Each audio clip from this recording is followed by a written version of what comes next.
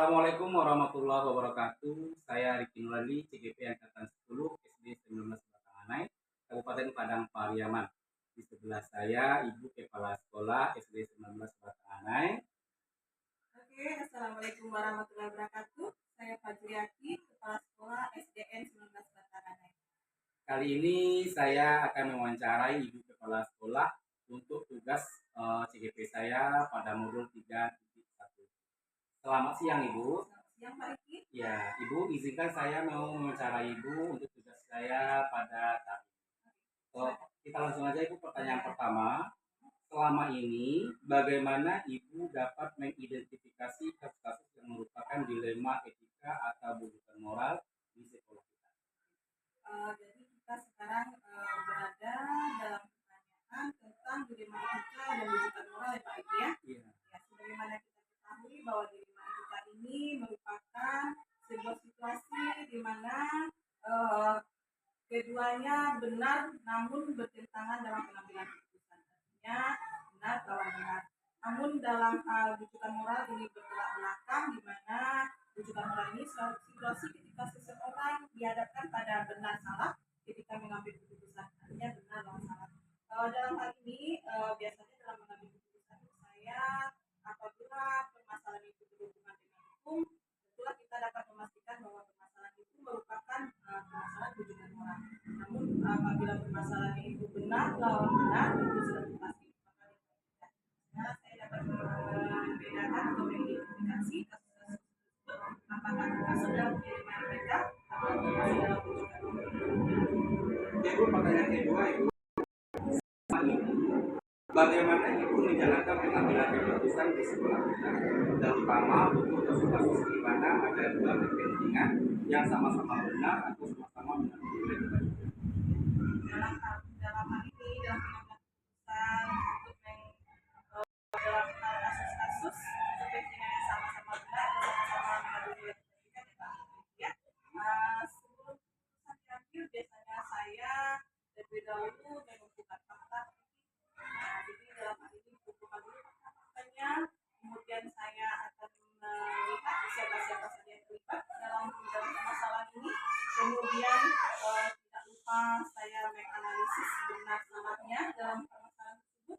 Kemudian saya juga membuat alternatif solusi dari dalam hal membuat keputusan ini.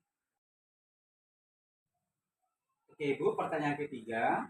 Langkah-langkah atau prosedur seperti apa yang biasa Ibu lakukan selama ini? Prosedur yang selama ini saya lakukan, biasanya Pak Riki saya akan menentukan dulu penyebab permasalahannya. Apa sih penyebab permasalahan ini?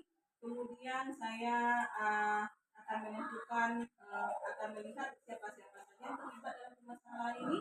Kemudian apabila saya sudah tahu apa yang menjadi penyebabnya, saya sudah tahu siapa-siapa yang terlibat. Kemudian saya akan berdiskusi dengan warga sekolah. Saya tidak lupa melibatkan warga sekolah. Kemudian saya akan membuat beberapa solusi keputusan Pak Riki dalam hal ini. Kemudian apabila sudah ada beberapa solusi keputusan, kemudian keputusan itu saya rasa ini yang paling tepat untuk permasalahan ini.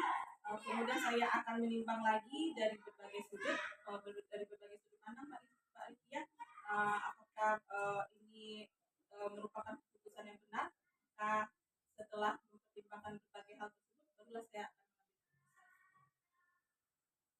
Ibu, pertanyaan keempat. Hal-hal apa saja yang selama ini Ibu anggap efektif dalam pengambilan keputusan pada kasus-kasus dilema etika?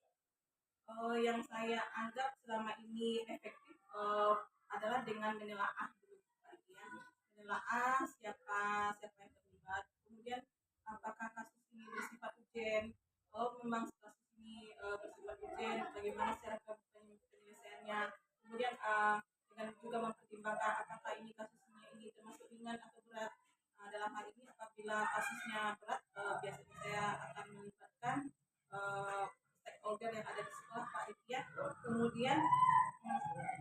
Kemudian saya akan dalam hal mengambil keputusan ini, saya akan mengambil alternatif diskusi Pak Riki supaya saya tidak salah langkah dalam mengambil keputusan. Tidak lupa saya melakukan 9 langkah pengambilan keputusan sesuai dengan yang telah kita timba ilmunya dalam modul 3.1 pendidikan berkelanjutan. Pertanyaan kelima Ibu, hal-hal apa saja yang selama ini yang merupakan tantangan dalam pengambilan keputusan pada kasus-kasus dilema etika? Yang pernah hal-hal yang merupakan tantangan di sini adalah kadang-kadang saya merasa keputusan yang diambil itu melanggar prinsip keadilan bagi anggota lain karena seolah-olah seperti ada perlakuan yang istimewa dari pihak pengambil keputusan. Padahal di sini sebagaimana kita ketahui bahwa di rumah etika itu memang harus memasukkan di situ rasa cinta.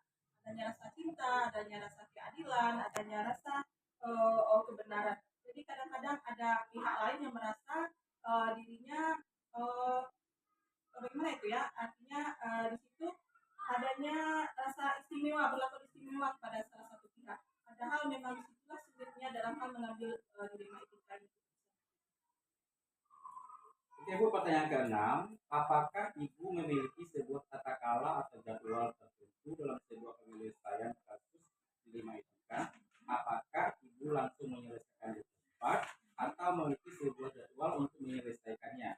Bentuk atau prosedur seperti apa yang Ibu jalankan? Biasanya saya tidak menjadwalkan dengan waktu tertentu Pak. Apabila permasalahan itu saya agak ringan, saya akan langsung mencari solusinya.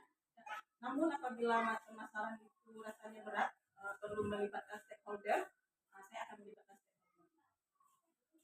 Oke Bu, pertanyaan ketujuh, adakah seseorang atau faktor apa yang selama ini mempermudah atau membantu Ibu dalam pengambilan keputusan dalam kasus dilema etika di sekolah kita? Kalau dalam hal orang yang membantu ya Pak, ya pertanyaannya ya, yang mempermudah atau membantu dalam pengambilan keputusan. Sebagaimana yang kita bicarakan tadi Pak Riki, apabila kasus itu ringan, rasanya kalau saya tidak perlu melibatkan stakeholder, saya akan mengambil keputusan langsung. Namun keputusan yang saya ambil tentunya harus benar-benar matang, yang tidak merugikan pihak manapun. Dan apalagi keputusan yang saya ambil, saya selalu mengupayakan agar keputusan yang saya ambil itu berpihak pada murid. Namun apabila permasalahan itu sudah terasa berat, pastinya saya akan Ibu, pertanyaan terakhir, dari semua hal yang telah disampaikan, pembelajaran apa yang dapat Ibu petik dari pengalaman Ibu mengambil keputusan dilema etika? Pelajaran yang saya ambil, saya senang ya Pak Ditya, setelah ikut berperan dalam pembelajaran pendidikan guru penggerak. Di sana kita mendapatkan ilmu bagaimana pengambilan keputusan, dan alhamdulillah saya juga sudah berusaha menerapkannya langkah per langkah sehingga saya rasanya bagi diri saya sudah berhasil membuat keputusan yang bijaksana, yang tidak merugikan pihak lainnya, yang dapat menyenangkan, betul-betul keputusan yang seharusnya. Oke Bu, terima kasih atas jawaban yang telah diberikan. Mudah-mudahan semua permasalahan yang ada di sekolah kita bisa diselesaikan dengan baik. Terima kasih Ibu.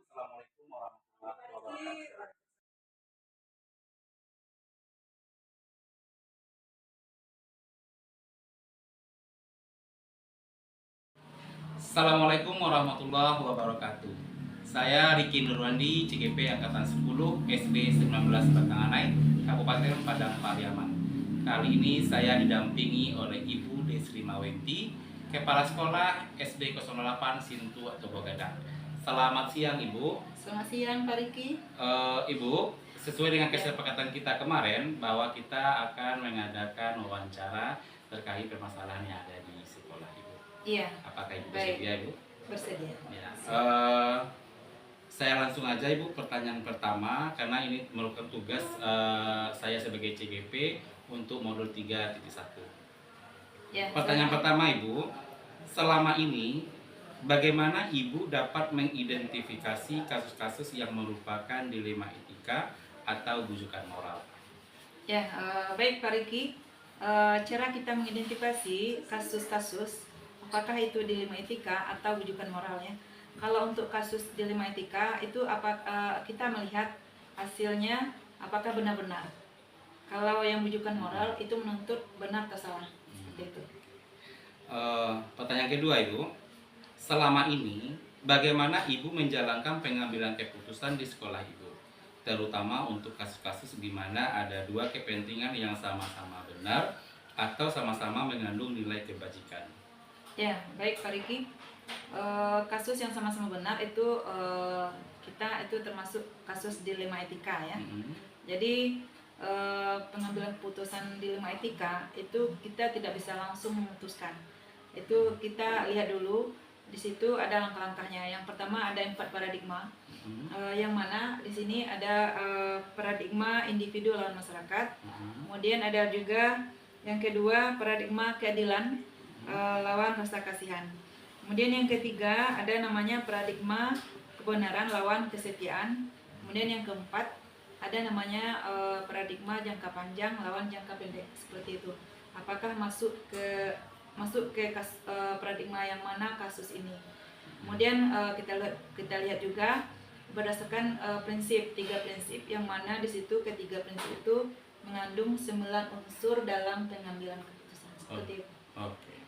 Pertanyaan ketiga, Ibu. Langkah-langkah atau prosedur seperti apa yang biasa Ibu lakukan selama ini? Baik Pak Riki, langkah-langkah yang biasa diambil selama ini itu berdasarkan aturan-aturan yang dalam pengambilan keputusan dilema etika tadi.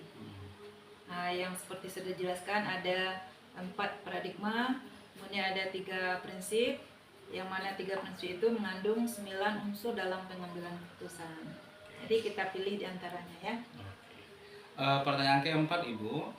Hal-hal apa saja yang selama ini Ibu anggap efektif dalam pengambilan keputusan pada kasus-kasus dilema etika?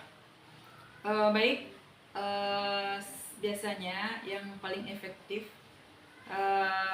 dalam pengambilan keputusan dilema etika itu setelah kita melihat kasusnya, kita analisa, kemudian kasusnya ini apakah termasuk paradigma yang mana, seperti itu ya. Kemudian berdasarkan 3 prinsip tadi yang paling efektif menurut saya itu yang pertama prinsip berbasis hasil akhir, seperti itu. Pertanyaan kelima, Ibu. Hal-hal apa saja yang selama ini merupakan tantangan dalam pengambilan keputusan pada kasus-kasus dilema etika? Baik Pak Riki, tantangan yang sering kita alami dalam pengambilan keputusan dilema etika ini itu kan tantangannya apa saja yang kita ambil keputusannya itu benar-benar ya, benar-benar maksudnya apakah itu berdasarkan individu dan masyarakat, itu dianggap mana saja yang berdasarkan apakah berdasarkan individunya atau masyarakatnya, benar-benar seperti itu. Pertanyaan ke-6, Ibu. Apakah Ibu memiliki sebuah tata kala atau jadwal tertentu dalam sebuah penyelesaian kasus dilema etika? Apakah Ibu langsung menyelesaikan di tempat atau memiliki sebuah jadwal untuk menyelesaikannya? Bentuk prosedur seperti apa yang Ibu jalankan? Baik Pak Riki, itu dalam menangani kasus dilema etika itu kita tidak bisa langsung mengambil keputusan, karena itu ada misalnya seperti waktu ya, ada juga langkah-langkah yang harus kita ambil, yang mana langkah-langkahnya itu memakan waktu misalnya 1 hari, 2 hari, atau bisa 1 minggu dalam mencapai hasil akhirnya, seperti itu. Pertanyaan ke-7, Ibu. Adakah seseorang atau faktor-faktor apa yang selama ini mempermudah atau membantu Ibu dalam pengambilan keputusan dalam kasus-kasus dilema etika?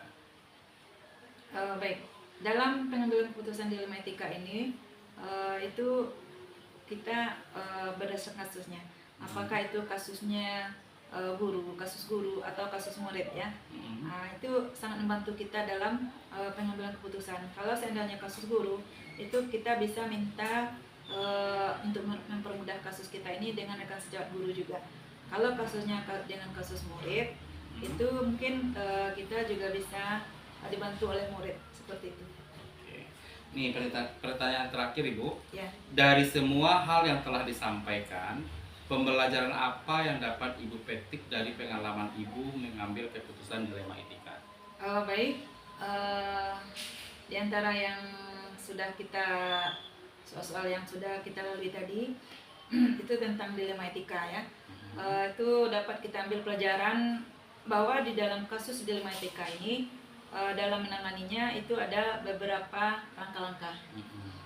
Yang mana langkah-langkahnya ini, yang pertama ada 4 paradigma, kemudian ada 3 prinsip. 3 prinsip ini mengandung 9 unsur dalam cara pengambilan keputusan. Ya seperti itu ya Pak Riki. Baik Bu, terima kasih atas semua jawaban yang telah diberikan. Mudah-mudahan semua permasalahan yang ada di sekolah Ibu terselesaikan